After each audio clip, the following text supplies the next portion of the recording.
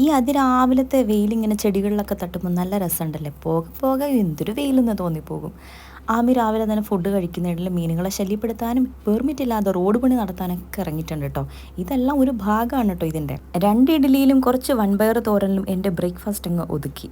ഇത് പിന്നെ വൈകുന്നേരമാണ് കേട്ടോ. ഇതിനിടയിൽ കുറേ തിരക്കുകളായിരുന്നു.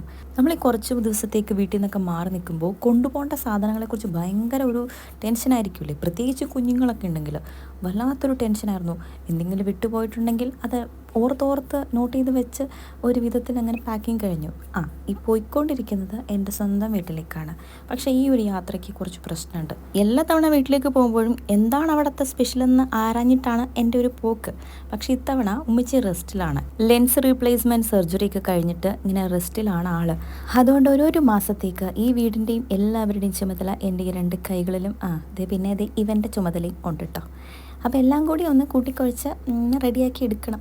പാക്ക് ചെയ്ത സാധനങ്ങളെല്ലാം രാത്രി തന്നെ വീട്ടിലെത്തി അൺപാക്ക് ചെയ്തു. കൂടാതെ ഇവൻ്റെ ഒരു ലോഡ് വണ്ടികളുണ്ട് കേട്ടോ. ഇതില്ലാതെ ഒരു ജീവിതമേ ഇല്ല.